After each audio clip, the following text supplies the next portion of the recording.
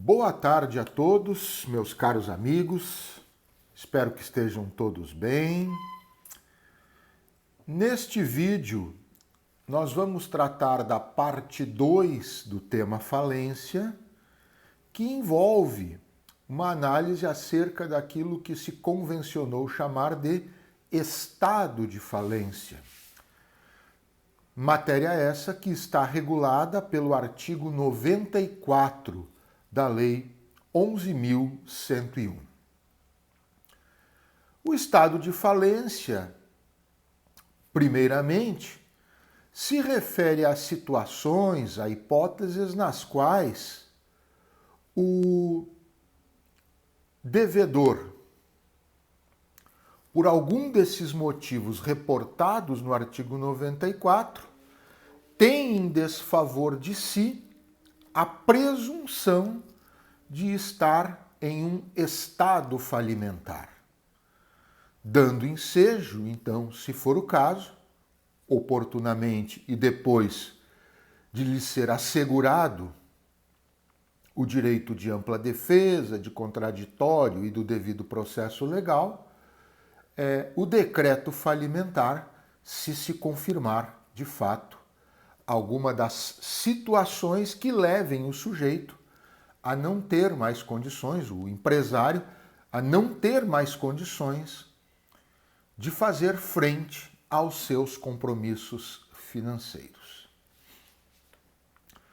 O artigo 94, então, ele prevê estas hipóteses nos incisos 1, 2 e 3, sendo que o inciso 3 está desdobrado entre a alínea A e a alínea G. Quais são essas hipóteses todas, então, de presunção do estado falimentar mencionadas no artigo 94? O inciso 1 fala, primeiramente, da impontualidade injustificada, ou seja, quando o devedor não paga no prazo em que deveria ter pago, no prazo de vencimento, uma determinada dívida, não arca corretamente em termos de pontualidade com um compromisso financeiro.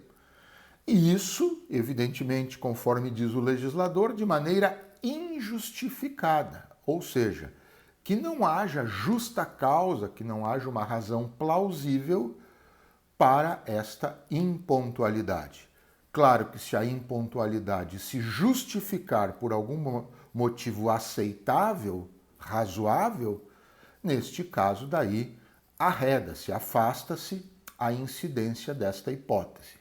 Por exemplo, o sujeito não paga uma determinada dívida, mas porque não recebeu a mercadoria que deveria ter sido recebida e que, portanto, no seu entender, aquele montante ele não é devido, não deve ser pago. Isso é uma impontualidade, é um não pagamento em tese justificado. Mas quando a impontualidade for injustificada, que não tiver motivos, razão plausível para o fato de não pagar a dívida dentro do seu vencimento, é aí configurada a primeira hipótese, então, mencionada no artigo 94, de presunção do estado falimentar. A segunda hipótese, do inciso 2, é quando ocorre a frustração de execução. Ou seja, quando algum credor entra com processo execucional ou de natureza execucional contra este devedor, e este devedor não deposita o valor, tampouco apresenta bens a penhora ou tampouco tem bens suficientes para serem penhorados, frustrando, portanto, o processo de execução. Então é outra hipótese que nós temos de presunção do estado falimentar. Depois, no inciso 3, como eu disse, nós temos várias hipóteses elencadas entre as alíneas A e G deste inciso 3.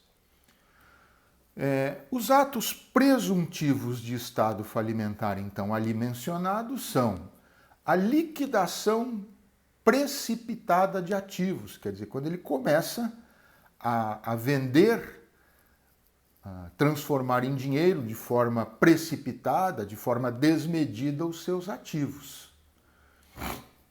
Ou ainda, também na mesma alínea A utilização de meio ruinoso ou fraudulento para realizar pagamentos. Então, quando ele comete determinadas fraudes ou utiliza de determinados meios ruinosos para o pagamento de dívidas que eventualmente tenha. Ainda, agora na linha B, nós vamos ter a realização ou tentativa de realização de negócio simulado, ou a alienação ou tentativa de alienação no todo ou em parte de seu ativo a terceiro, seja credor ou não, para retardar pagamentos ou para fraudar os credores. Então, quando ele realiza, ou pelo menos tenta realizar um negócio simulado, a simulação, então, em si, com algum credor, ou mesmo com pessoa que não seja credora, com o propósito de retardar pagamentos ou de fraudar credores, ou quando o devedor ele aliena, ou pelo menos tenta alienar o seu ativo, total ou parcialmente, a terceira pessoa, que pode também ser credora ou não, também para retardar pagamentos ou para fraudar outros credores. Então, a simulação e a fraude, em última análise, como contra credores, são também atos presuntivos do estado falimentar. Temos também, agora na linha C do inciso 3, a transferência de estabelecimento a terceiro, credor ou não, sem que os demais credores consintam e sem manter bens suficientes no seu ativo para fazer frente ao passivo. Então, se o devedor transfere um estabelecimento a terceiro, seja esse terceiro credor ou não, sem o consentimento de todos os credores e sem manter consigo bens do ativo suficientes para poder quitar os compromissos do passivo, temos aí também uma outra hipótese de presunção de estado falimentar. Temos ainda, agora na letra D do inciso 3, a simulação de transferência de seu principal estabelecimento,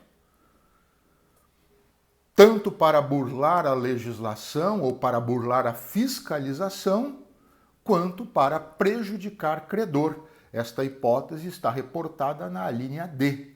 Então, se o sujeito devedor simula a transferência do seu principal estabelecimento, tendo como finalidade ou burlar a legislação, ou burlar a fiscalização, ou ainda prejudicar algum credor, também esta simulação desta forma vai configurar presunção de estado falimentar. Isso está na linha D, como eu disse, do inciso 3. Na linha E, nós vamos ter a dação ou reforço de garantia a credor por dívida que tenha sido contraída anteriormente e da mesma forma que a linha anterior também, sem manter bens suficientes e livres para fazer frente ao passivo. Então, se ele produz a dação ou se ele reforça a garantia de algum credor por alguma dívida que tenha sido anteriormente contraída, e ao fazer essa dação ou ao reforçar essa garantia, ele não mantém bens suficientes e livres para fazer frente à totalidade do seu passivo. É outra hipótese de estado falimentar. Por quê? Porque daí, certamente, através da dação ou do reforço de garantia para este determinado credor, ele vai estar aí cometendo, ou há uma chance muito grande de estar cometendo uma fraude contra os demais credores, através desse procedimento de dação ou de reforço de garantia a um credor específico. Também vão caracterizar atos presuntivos de estado falimentar ainda. Pela letra F agora, a ausência pelo devedor, quer dizer, quando ele ausenta-se do local onde costumeiramente é encontrado, sem deixar representante legal e também sem deixar recursos suficientes para pagar os credores. Ainda quando ele abandona o estabelecimento, o seu estabelecimento negocial, também sem deixar representante legal e também sem deixar recursos suficientes para pagar os credores. E ainda a ocultação pelo devedor de seu domicílio, do local de sua sede ou de seu principal estabelecimento, também sem deixar representante legal, sem deixar recursos suficientes para pagar credores. Todas estas hipóteses da ausência, do abandono ou da ocultação, sem que fique em seu lugar um representante legal e sem que ele deixe recursos para o pagamento dos credores, estão previstas estas hipóteses da ausência, do abandono e da ocultação nestas circunstâncias na alínea F do inciso 3. E por fim, na alínea G, o não cumprimento no prazo estabelecido de obrigação assumida no plano de recuperação judicial, hipótese na qual, então, a recuperação judicial será convolada em falência, certo?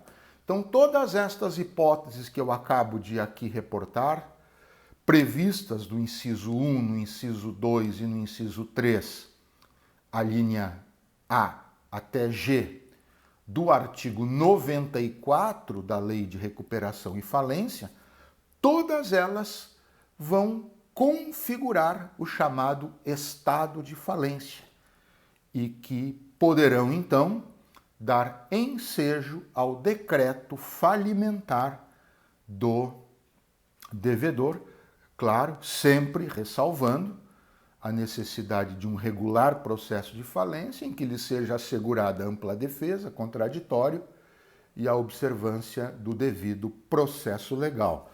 Mas uma vez configurada qualquer dessas hipóteses e não havendo uma elisão ou uma justificativa plausível para a ocorrência, há uma chance muito severa, muito grave de fato vir a ser decretada a sua falência por conta exatamente da caracterização, da configuração do estado falimentar deste devedor empresário ou sociedade empresária.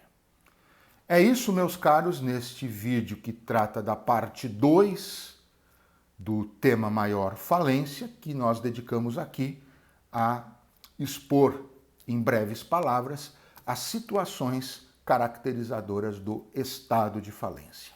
Até o nosso próximo vídeo.